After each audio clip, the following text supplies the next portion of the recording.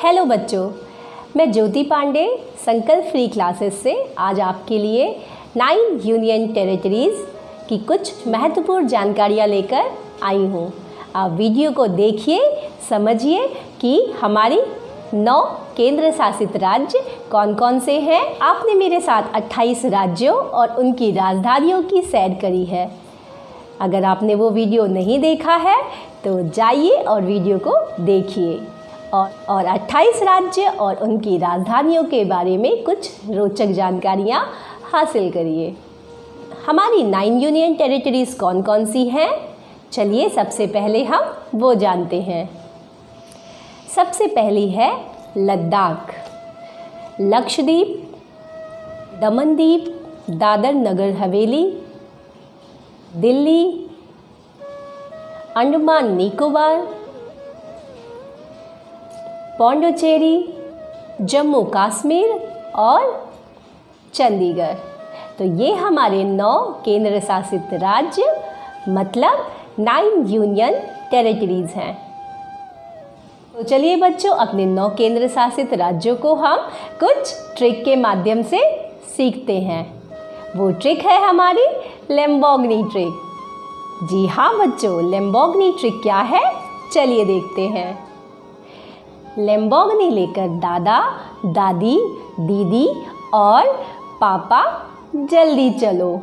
तो चलिए देखते हैं लैम्बोर्गिनी का मतलब क्या है, लेकर, दादा, दादी, इन सब का क्या अर्थ है। लैम्बोर्गिनी लक्षद्वीप, लेकर लद्दाख, दादा दमनदीप, दादी दादरा नगर हवेली, दीदी दिल्ली और अंडमान निकोबार, पापा पौंडीचेरी, जल्दी जम्मू कश्मीर, चलो चंडीगढ़।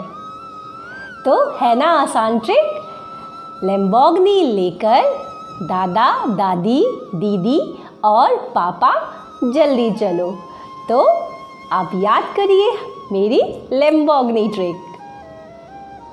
बच्चों, क्या आप जानते हैं हमारे देश में पहले 7 केंद्र शासित राज्य थे, मतलब 7 यूनियन टेरिटरीज़ थे। 31 अक्टूबर 2019 को इसको 9 केंद्र शासित राज्यों में बदल दिया गया। ये 2 नए केंद्र शासित राज्य कौन से हैं, चलिए देखते हैं।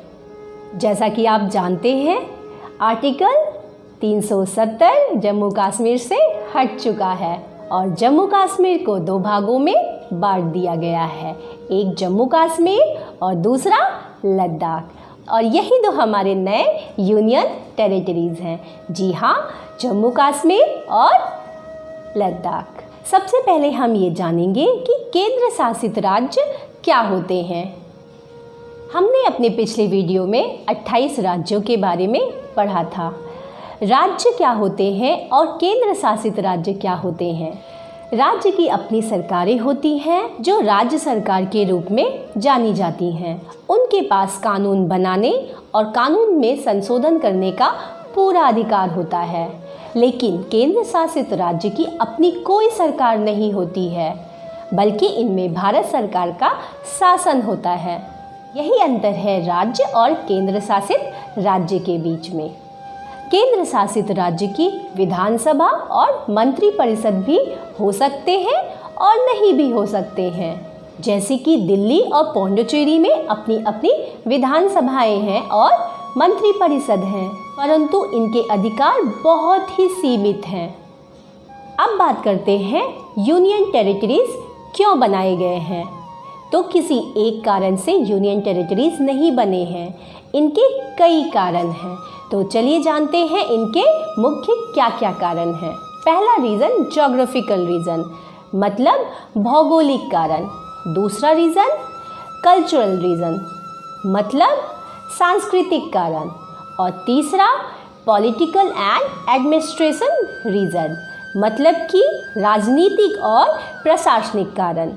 तो सबसे पहले जानते हैं ज्योग्राफिकल रीज़न। ये कानूनी रूप से भारत का हिस्सा होते हैं, परंतु भारत से बहुत दूर होने के कारण या उनके आकार बहुत छोटे होने के कारण इनको केंद्र शासित राज्य बना दिया जाता है, जैसे कि लक्षद्वीप, अंडमान और निकोबार इसके उदाहरण हैं। अंडमान निकोबार आइलैंड और लक्षद्वीप आइलैंड भारत से बहुत दूर होने के कारण इनको किसी राज्य में मिलाया नहीं जा सकता था। इसी कारण इनको केंद्र शासित राज्य घोषित कर दिया गया। दूसरा, सांस्कृतिक कारण। सांस्कृतिक कारण से भी यूनियन टेरिटरीज बनाए जाते हैं। कई बार किसी जगह को सांस्कृतिक पहचान बनाए रखने के लिए भी इसको यूनियन टेरिटरीज बना दिया जाता है। दमनदीप, दादर नगर हवेली और पौंडीचेरी इसके एग्जाम्पल्स हैं।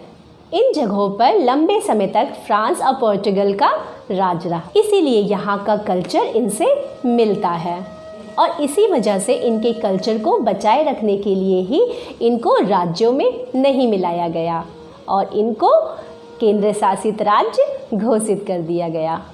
तीसरा है पॉलिटिकल एंड एडमिनिस्ट्रेशन रीजन। राजनीतिक और प्रशासनिक कारणों से भी केंद्र शासित राज्य का गठन होता है। दिल्ली और चंडीगढ़ इसके एग्जाम्पल हैं। 1991 में दिल्ली को NCT यानी कि नेशनल कैपिटल टेरिटरीज घोषित कर दिया गया और हमारा चंडीगढ़, जो कि 2 राज्यों की कैपिटल है, पंजाब और हरियाणा, इनके बीच में विवाद को कम करने के लिए चंडीगढ़ को यूनियन टेरिटरीज घोषित कर दिया गया। आज हमने इस वीडियो में 9 इंडियन टेरिटरीज को याद करने की लैम्बोर्गिनी ट्रिक सीखी है। दूसरा, 9 केंद्र शासित राज्य यानी कि 9 यूनियन टेरिटरीज क्या होते हैं ये जाना है और 9 यूनियन टेरिटरीज क्यों बने हैं ये भी सीखा है। तो आपको वीडियो पसंद आई हो तो प्लीज़ लाइक और सब्सक्राइब करिएगा और बेल आइकन को दबाना मत भूलिएगा। आप मेरे नेक्स्ट वीडियो के लिए इंतज़ार करिए। जल्द ही एक नए टॉपिक के साथ आपके सामने आऊँगी। आप मुझे वीडियो के बारे में सजेस्ट भी कर सकते हैं कि आपको स्पेसिफिक किस टॉपिक पे वीडियो चाहिए। आप कमेंट बॉक्स में मैसेज मेरे लिए छोड़ सकते हैं। मैं डेफिनेटली कोशिश करूँगी कि मैं उसी टॉपिक की वीडियो बनाऊँ।